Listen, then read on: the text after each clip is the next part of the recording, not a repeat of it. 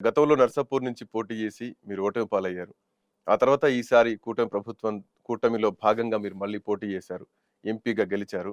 అదృష్టం కొద్దీ మిమ్మల్ని కేంద్ర పదవి గూడా ఈరోజు వరించింది. కేంద్ర సహాయ మంత్రిగా ఉన్నారు. ఒక కార్యకర్త నుంచి కేంద్ర మంత్రి వరకు మీరెళ్లారు.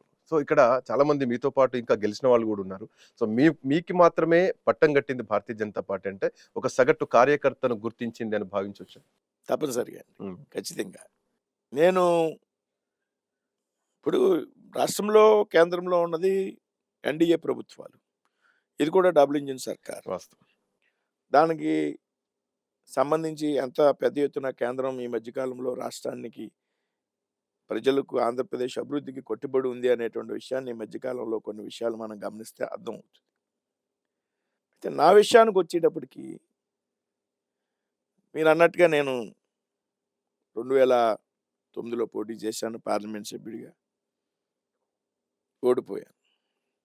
ఓడిపోతానని తెలిసే పోటీ చేశా. హ్మ్. రాజకీయాల్లో ఓడిపోతానని పోటీ చేయడానికి గట్స్ ఉండాలి. వాస్తవం. అవును. తెలిసి పోటీ చేయడం. తెలిసి పోటీ చేయడం. నష్టపోతామని తెలిసి తెలిసి ముందడుగు పోటీ వేయడం. చేయడం. వాస్తవం. పార్టీ ఆదేశించింది. నువ్వు పోటీ చేయాలన్నది. పార్టీ ఏం చెప్తే అది చేసేటువంటి సుశిక్షితులైనటువంటి కార్యకర్తను నేను. నేను అంత క్రితం 99లో కృష్ణరాజు గారు ఎంపీ అయ్యారు, కేంద్ర మంత్రి అయ్యారు. హ్మ్. ఆ సమయంలో నేను పార్లమెంట్ కన్వీనర్‌గా ఇన్ఛార్జ్‌గా ఉన్నాను. కీలకమైనటువంటి బాధ్యత. చాలా యువకుడుగా ఉన్నాను. పార్టీ నాకు అప్పచెప్పింది. ఆ తర్వాత 14లో గంగరాజు గారు అభ్యర్థిగా ఉన్నారు. వారి గెలుపులో జిల్లా అధ్యక్షుడిగా ఉన్నాను. ఉమ్మడి జిల్లా. ఇవాళ జిల్లాలు విడిపోవాలి. ఉమ్మడి జిల్లా అధ్యక్షుడిగా ఉన్నాను. కీలకమైనటువంటి పాత్ర పోషించాను. మొన్న 24లో పార్టీ ఆదేశించింది. ఆదేశానుగుణంగా పోటీ చేశాను. ఇక్కడో విషయం చెప్పాలా మీకు. నా క్యాండిడేచర్ అనౌన్స్ అయిన రోజునే నేను నెగ్గా అక్కడ. నేను నామినేషన్ వేసిన రోజున నా మెజారిటీ 1,50,000.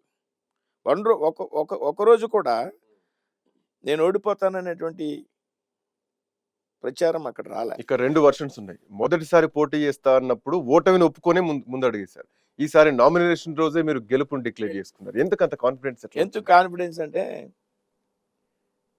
నేను 35 సంవత్సరాలు ఒకే పార్టీని నమ్ముకుని పనిచేశాను. అంతకితం విద్యార్థి సంఘాల్లో పనిచేశాను. ఈ 30 సంవత్సరాల్లో కూడా పూర్తి స్థాయి కార్యకర్తగా అవును. నేను మున్సిపల్ కౌన్సిలర్‌గా చేశాను. అక్కడ పెద్ద విద్యా సంస్థలు, డిఎన్ఆర్ విద్యా సంస్థలు 20,000 మంది, రాష్ట్రంలోనే ప్రముఖమైనటువంటి విద్యా సంస్థలు, దానికి జాయింట్ సెక్రటరీ అండ్ కరస్పాండెంట్‌గా చేశాను. స్టూడెంట్ యూనియన్ లీడర్‌గా చేశాను అదే విద్యా సంస్థలో. 9 సంవత్సరాలు జిల్లా బీజేపీ అధ్యక్షుడిగా పనిచేశాను. అవును. ప్రతి గ్రామంతో కూడా నాకు కాంటాక్ట్ ఉంది.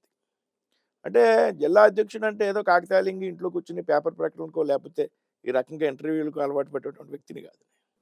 ఫీల్డ్‌లో పనిచేశాను. గ్రౌండ్‌తో కనెక్టివిటీ. గ్రౌండ్‌తో వాస్తవం. హ్మ్. రోజు టూరింగు, గ్రామాల్లో తిరగడం, అందరితో కలిసి మమేకం అవడం. నా విజయాన్ని మిగతా పార్టీ కార్యకర్తలు, నాయకులు కూడా కోరుకున్నారు వాస్తవంగా. గ్రేట్. నా విజయాన్ని. నాకు కులంతో సంబంధం లేదు. నాకు కులంతో సంబంధం లేదు. అన్ని కులాలతో నాకు మంచి పరిచయాలు ఉంటాయి. అందరూ ప్రోత్సహిస్తారు. అన్నిటికీ మించి నా మీద ఒక సానుభూతి ఉంది. ఇన్ని సంవత్సరాలు ఒకే పార్టీని అంటుకుని పనిచేస్తున్నాడు. చాలా డబ్బులు ఈ పని చేసేటువంటి క్రమంలో ఆర్థికమైనటువంటి భారాలు ఉంటాయి.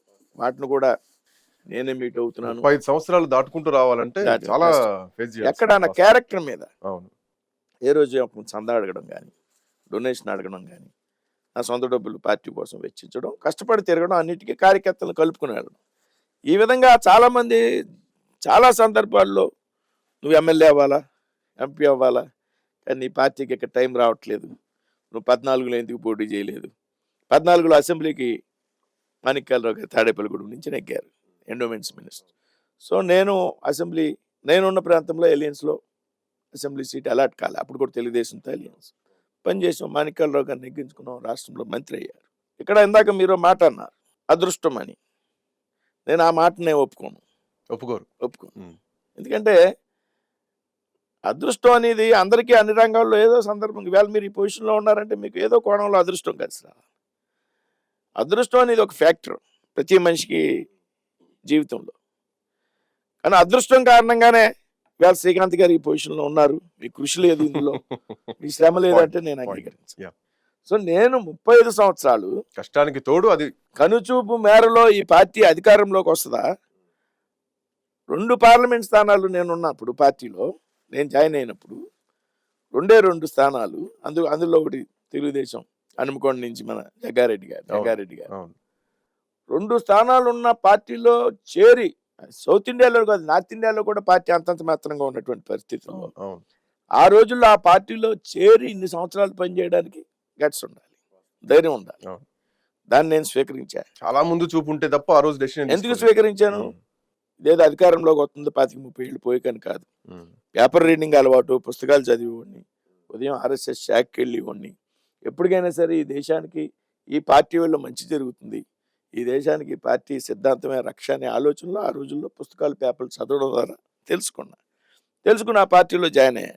అధికారం కోసం అరువులు చాచలే, ఎమ్మెల్యేలు అవుదాం, ఎంపీలు అవుదాం, మంత్రులు అవుదాం అని ఆలోచనతో పనిచేయాలి.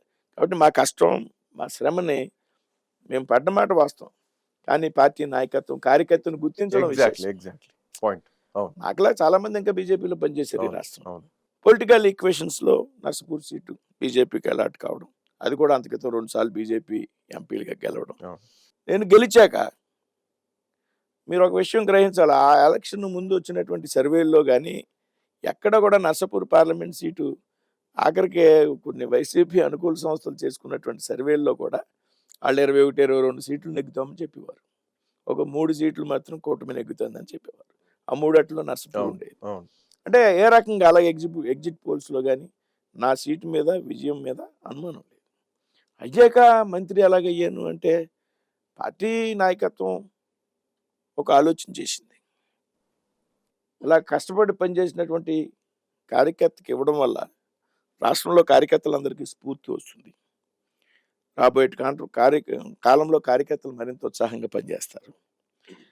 ఒక మంచి ఇండికేషన్ ప్రజలకు కానీ, మిగతా పార్టీలకు కానీ, మా పార్టీ కార్యకర్తలకు కానీ, కష్టపడి పనిచేస్తే పార్టీలో అవకాశం ఏదో రోజు వస్తుందనేటువంటి ఆలోచనతో పార్టీ నాయకత్వం